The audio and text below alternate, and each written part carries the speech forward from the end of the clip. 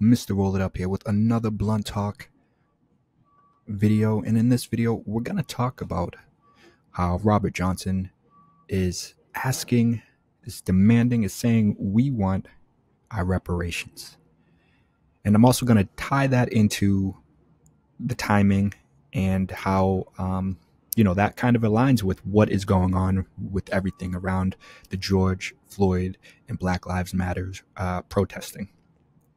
But before we do, as usual, don't forget to like this video, subscribe to the YouTube channel, and, as we're going through the video, leave some comments with your thoughts about what Mr. Johnson is saying, what he's requesting, and the other stuff we jump into.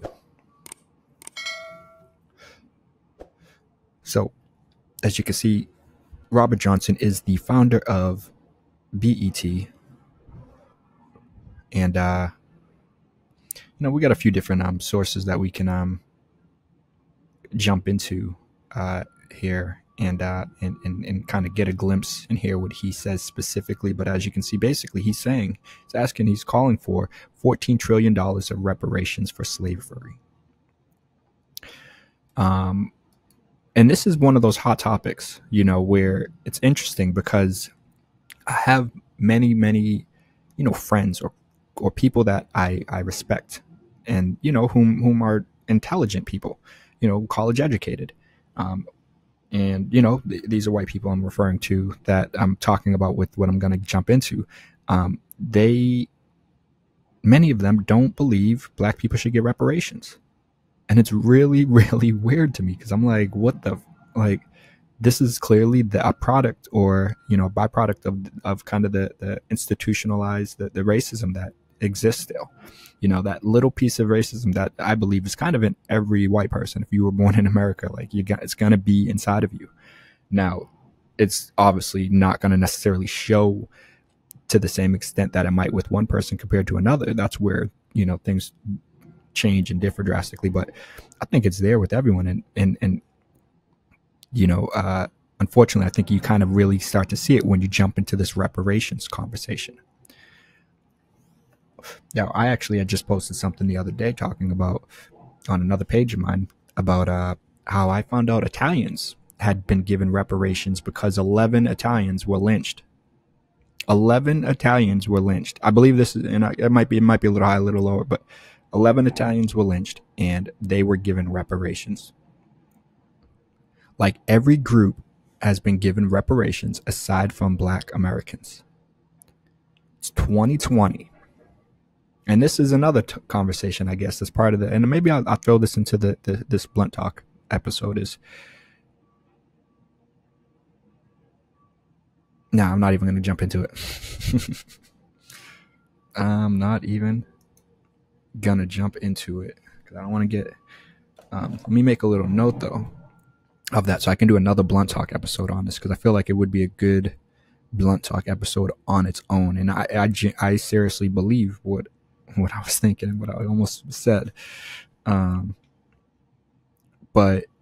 $14 trillion for reparations. Some might say, whoa, that's ridiculous. Others might say, honestly, that might not be what's owed. Maybe they owe us more. So, again, it's different people are going to say different things. Some people agree, some people don't agree. And then others say, hey, actually, I agree that there should be reparations. Then the question is, what is given? Like how much, or does it have to be money?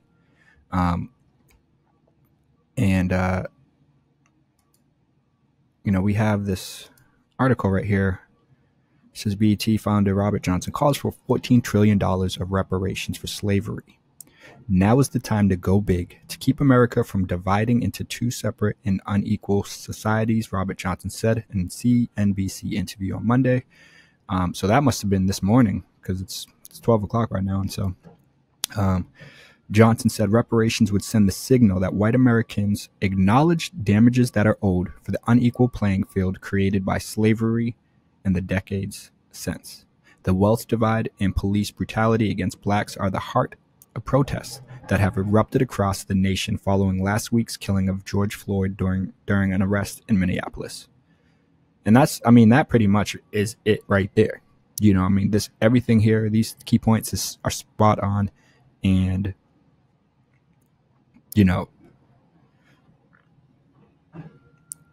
if we, I mean, well, let's just continue with this article. Actually, he says wealth transfer is what's needed.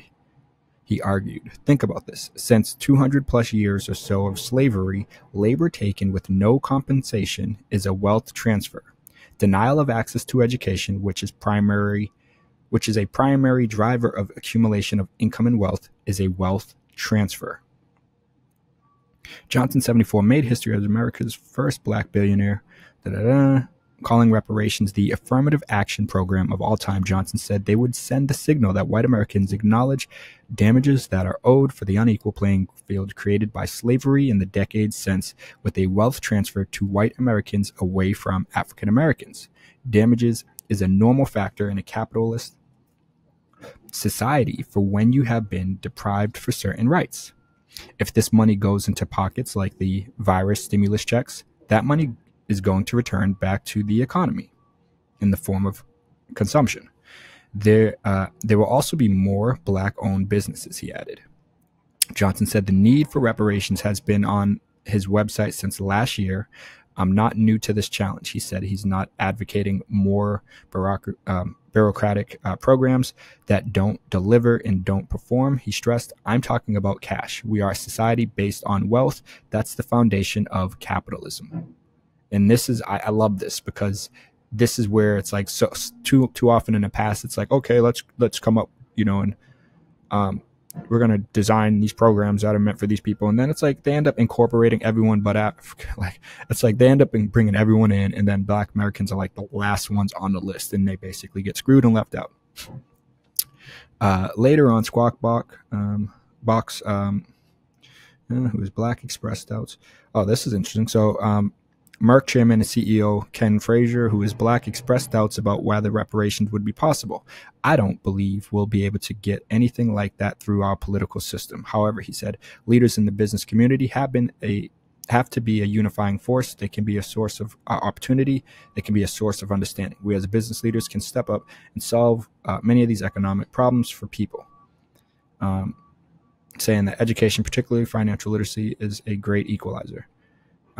Forget you, Mr. Frazier. I mean, I hear what he's saying. I don't believe we'll be able to get anything like that through our political system at this moment. Maybe with Trump, maybe we could. You know, again, if Trump or even GOP, I mean, the thing is that this is like one of those topics, one of those things where it's a matter of just getting people to understand. By people, I mean mainly white people, white Americans, to understand the value that they're going to be able to gain and what they get out of this. Because it's like, oh, we're going to give money to black Americans. What about us? Well, usually, let's be honest. I mean, the dollar doesn't stay within the black community too long. It's pretty much turned over and transferred to, you know, other communities much, much quicker. I mean, I believe it's the fastest than any other groups, Asians, Indian, like any other groups.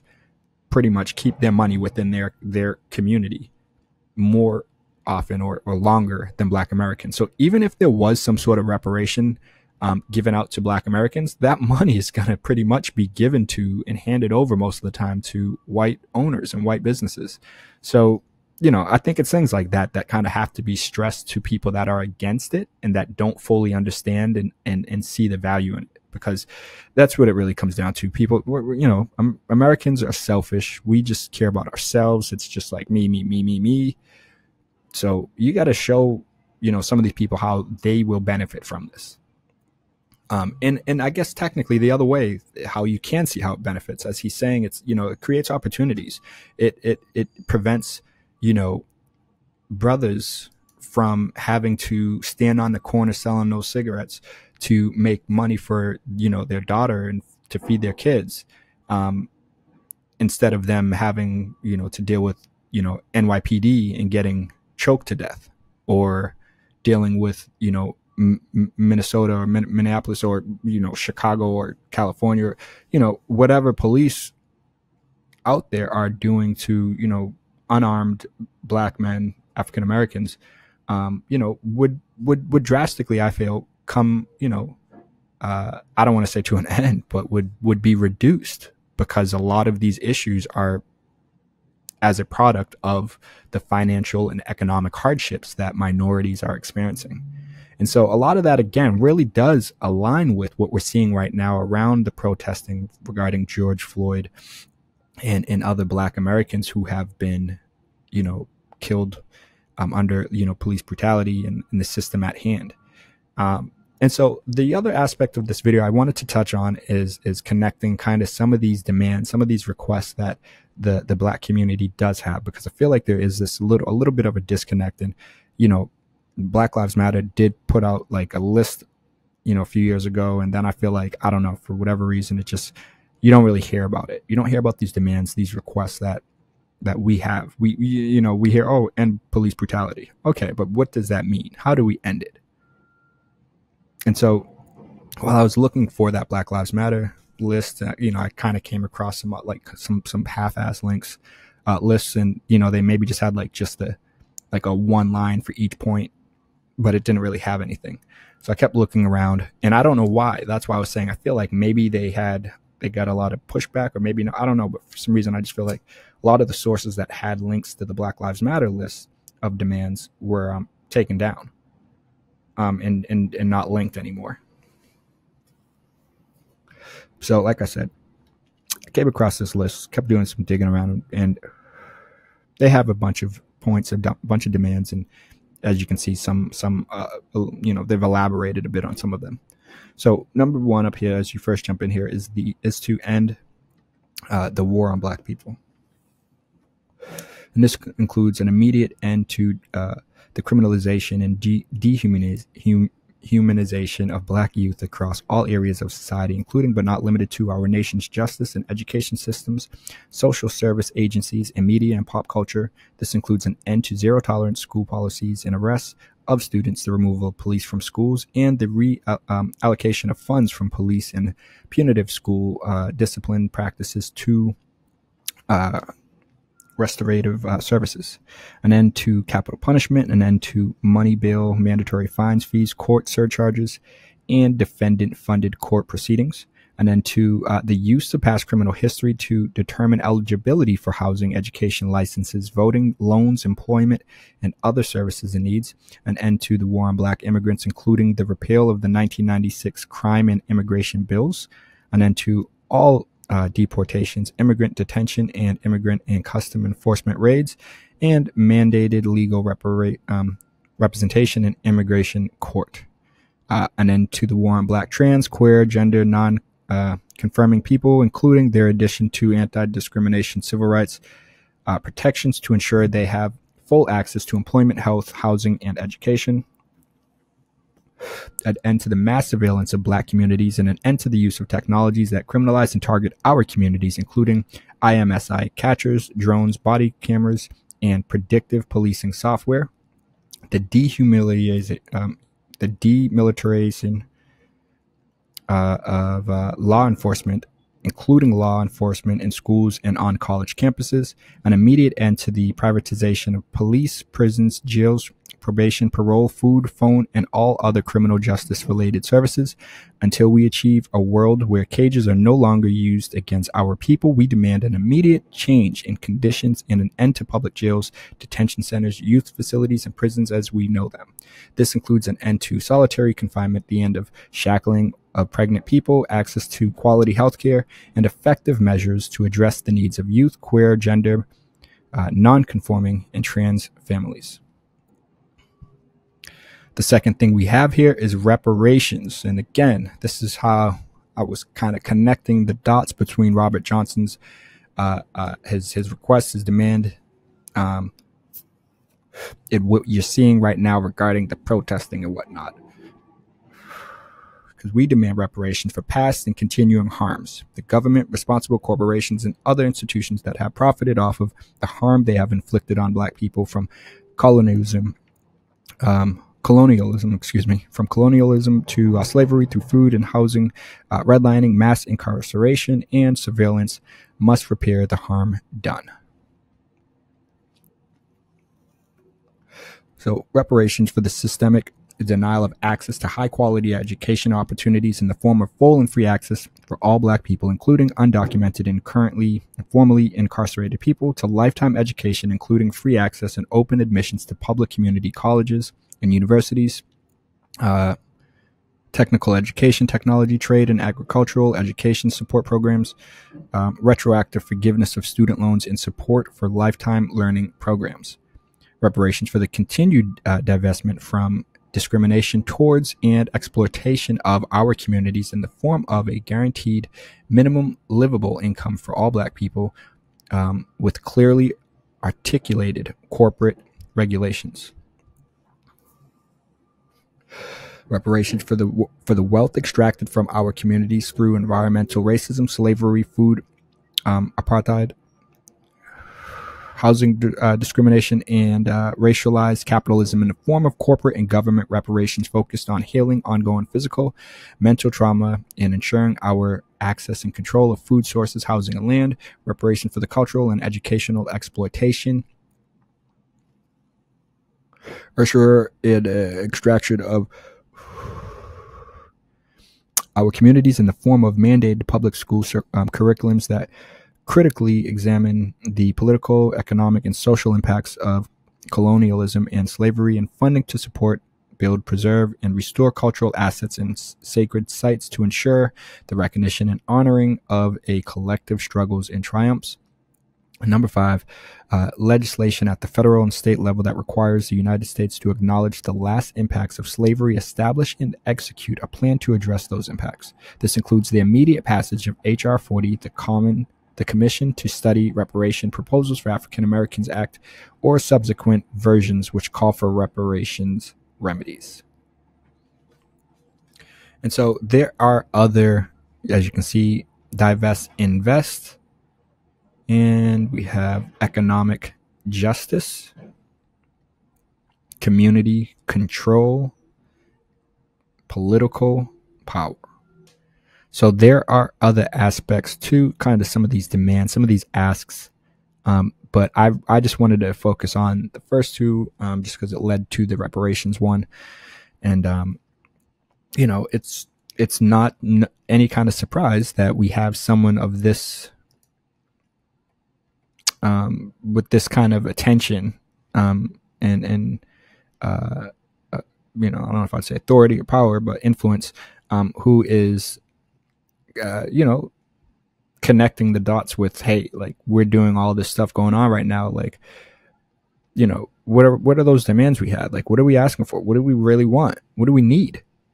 And, you know, a lot of it really comes down to money, but then also the system at hand in terms of being able to properly support and attend to all of its, you know, citizens, including Black Americans. So what do you guys think? Do you think white America or America in general will agree with Bob Johnson and give us, you know, $14 trillion of reparations? Or, you know, is there going to be just complete disagreement? Could this potentially lead to something? Or maybe there'll be some kind of agreement, but it won't be on necessarily $14 trillion. What do you guys think? Let me know, comment down below, and as usual, like this video and subscribe to the channel if you haven't yet. I'll be releasing a lot more blunt talk videos and some new music that I'll be releasing, as well as my new how to roll a blunt kind of instructional tutorial guide that is on MrRollItUp.com to help you with, you know, just perfecting your blunt rolling skills and maybe exploring other rolling materials or grinders and things like that. So I got y'all covered there on that as well. So go hit up MrRollItUp.com, check it out, subscribe to the newsletter as well. And you guys already know what it is. I'm gonna keep it rolling, and I'll see you guys in the next video. And as you know, this is my peace sign, because, you know, I got the blunt there and I could put it in my other hand, but we ain't doing that. Peace. Mr. Roll it, roll it, roll it, roll it, roll it up. Mr. Roll it up, Mr. Roll it up. I wake up in the morning and I sip my teacup. I sit down at the table and I break my weed up. I roll up a blunt and then I kick my feet up. Go to mass can rev so I can read up on that green stuff, the weed puff, the only thing.